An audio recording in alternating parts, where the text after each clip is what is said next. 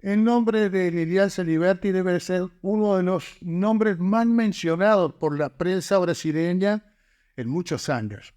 Y tenemos el gusto de justamente recibirla a Lilian aquí en nuestro domicilio. Un gusto recibirte, gracias. No, encantada, recién llegada. Recién llegada, venís para una actividad muy especial, ¿no?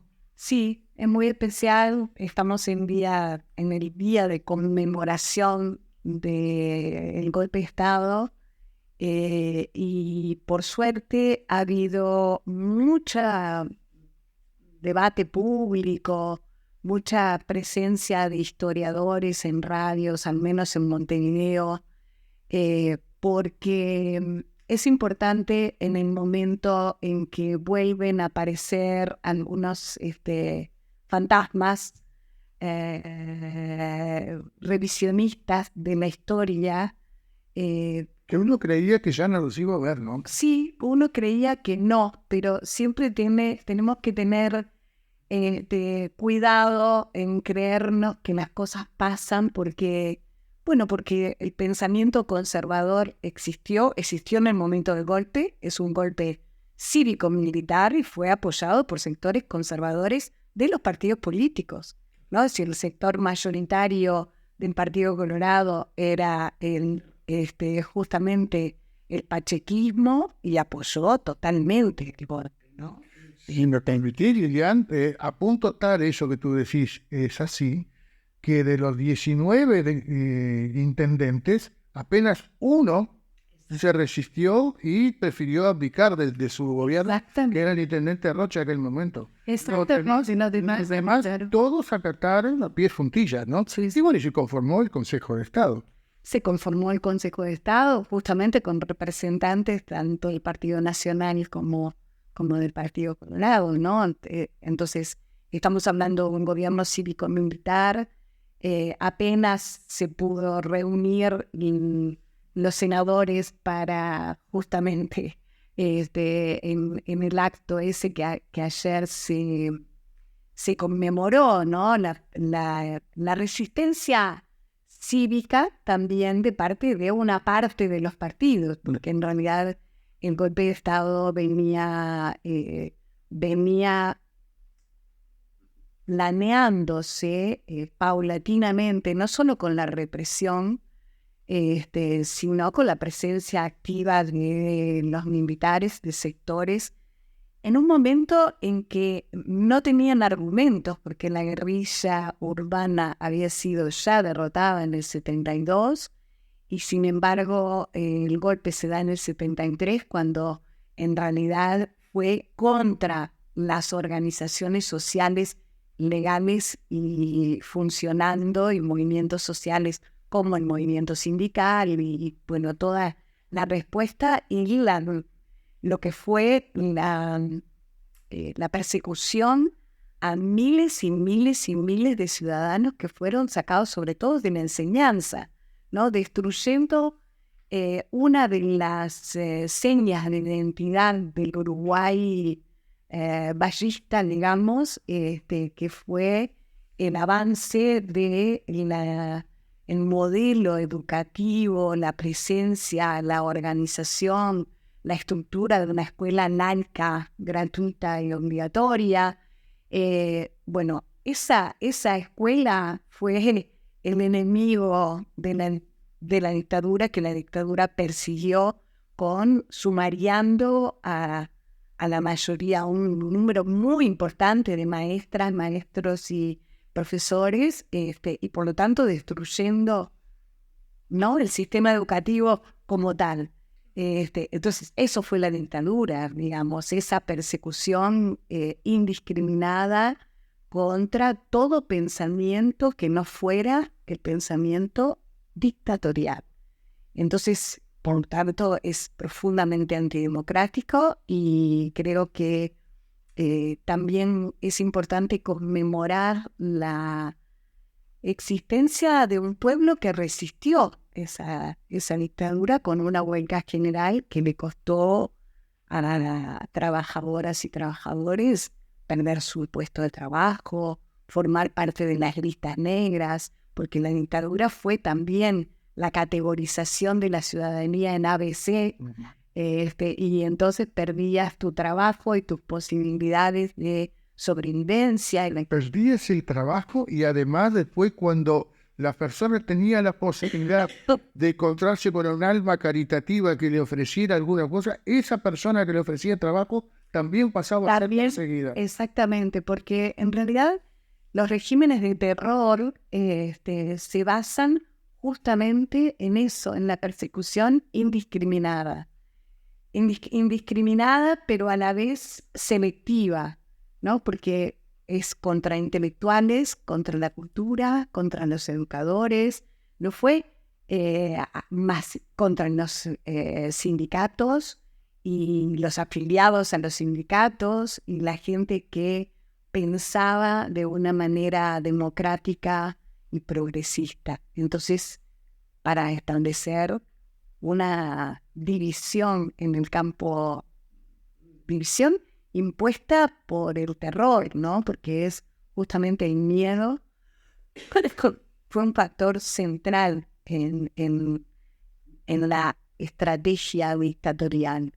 Un miedo que la gente en realidad perdió en el 80, en el momento que emitió su voto en contra de la dictadura. Y es el segundo mojón que siempre hay que recordar. Hay que recordar la huelga general porque la huelga general significa la presencia activa de un movimiento que no fue solamente de los trabajadores, porque también hubo muchísima solidaridad en los barrios, llevando la comida, llevando cosas a las fábricas ocupadas y a los puestos de trabajo ocupados. Una resistencia heroica. Fue una resistencia. Fueron casi 20 días de mucha presencia en las calles, como tú decís. Con represión, con atemorización, ¿no? Claro, además del riesgo físico, también obviamente las penurias económicas que eso iba a significar a aquella persona que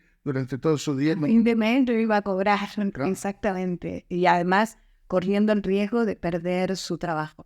Y el segundo momento así importante es el momento del 80, ¿no?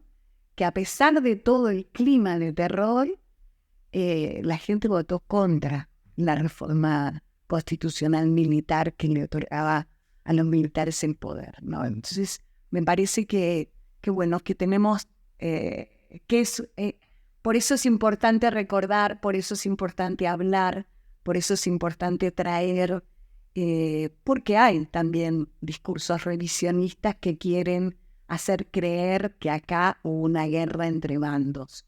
Eso no fue la dictadura. La dictadura fue contra las organizaciones sociales y populares, la gente que pensaba distinto, la izquierda, por supuesto, considerada y puesta como un lugar de enemigos, la construcción de un anticomunismo en el sentido no solo contra comunistas, sino contra todo el que pensara de manera progresista y abierta, ¿no? Entonces, eso fue la dictadura. Y entonces es importante hablar de eso. Sin duda que sí. Cuando te presenté dije que tu nombre había sido a lo largo de la historia del periodismo brasileño probablemente uno de los nombres uruguayos más reconocidos. Y eso lo pudimos comprobar el año pasado cuando se cumplieron los 49 años del golpe de Estado y tuvimos la ocasión de entrevistar para el programa a Francesca Casanino, tu hija. Y cuando hicimos ese programa y sacamos esa entrevista al aire, fue una infinidad de mensajes que recibimos del público brasileño, porque el estar en una frontera y además de que nuestro canal se ve también por internet, muchísima gente del otro lado lo ve. Y fue cantidad de gente la que recordaba tu nombre. Pero te voy a pedir que, como dice una conocida conductora argentina, el público se renueva, las nuevas generaciones por ahí no saben qué fue lo que te tocó vivir y que te hizo tan conocida en Brasil. Bueno, voy a hacerlo bien cortito. Ya lo habrás contado 1000 veces. 1000 veces, pero en realidad fue nosotros, Universindo y yo, él también fronterizo porque era de Artigas,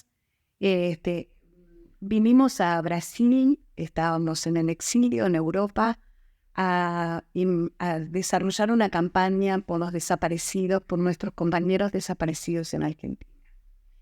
En ese marco terminamos instalándonos en Porto Alegre, hacíamos un trabajo de vínculo con los periodistas, había un sindicato de periodistas, el Cojournal, nos comunicábamos con ellos. Se dan en Montevideo unas detenciones del Partido por la Victoria del Pueblo al que nosotros pertenecíamos, y nos van a buscar a Porto Alegre. Entonces nos secuestran en el año 78, en noviembre del 78, justo una semana antes de las elecciones, que bueno, eran partidos controlados, pero elecciones al fin. Y un comando compuesto por militares uruguayos en el marco de lo que conocemos como el Narcocongo. Yo estaba con mis 2 hijos, Francesca, que tenía 3 años, y Camilo, que tenía 7.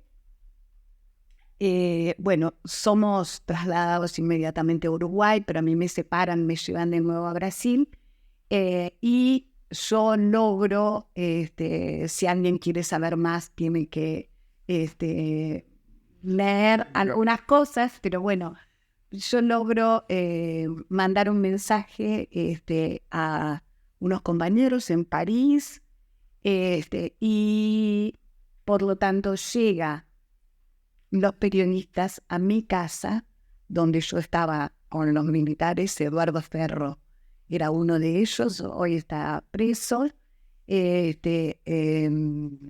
Justamente llegan a la hora que yo les había dicho que iba a haber una reunión, llegan los 2 periodistas brasileños, Luis Claudio Cunha, de la revista Bella en aquel momento, y Scalco, que era fotógrafo.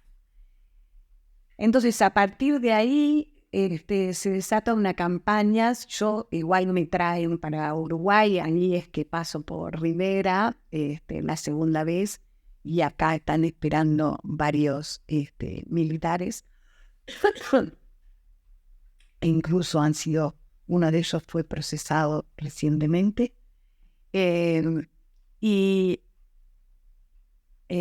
bueno, y se desata una campaña en Brasil que fue fundamental, y fue una campaña conducida por los periodistas a partir de que Luis Claudio empieza a contactar a otros periodistas y ponen a partir de que mi madre va a Porto Alegre y hace la denuncia de la desaparición, entonces se arma un movimiento ciudadano a tal punto que el movimiento de justicia y derechos humanos se crea en ese momento, con quien después será mi abogado, nuestro abogado, Omar Ferri, de Porto Alegre, y bueno, y Jair Quisque y toda la gente que acompañó en todo ese proceso, con una presencia permanente de los periodistas investigando para hacer una causa en Brasil. Entonces, bueno, por eso también fue muy importante para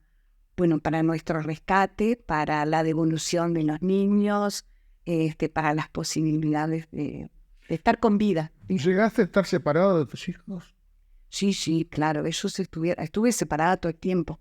Desde el primer día, mejor dicho, desde el segundo día, cuando llegamos a la frontera de Uruguay, en Melchuí, ahí me separan de los niños, me llevan a mí sola para Porto Alegre nuevamente, y mis hijos van a estar 17 días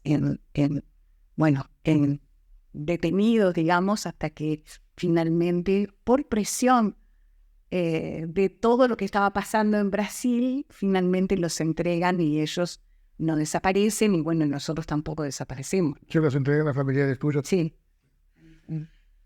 Tendríamos para hablar. Sí, muchas cosas. Infelizmente llegaste muy tarde, Sí. un compromiso ya Exacto, tengo que irme. pero quiero agradecerte muchísimo. No, encantada. Y Este tipo de charlas son por demás enriquecedoras y, como tú dijiste, en algún momento son necesarias para mantener la memoria viva. Hoy hablaba con un colega y lamentábamos justamente que Uno ve a veces incluso entre gente que se supone que debiera estar bien informada, profesionales universitarios incluso, que este tema se conoce poco. Y no es que no se lo haya divulgado, es que paulatinamente, aparentemente, empieza a perder interés, lo que es una pena realmente. Bueno, yo encantada y a las órdenes. Muchísimas gracias, que pase bien.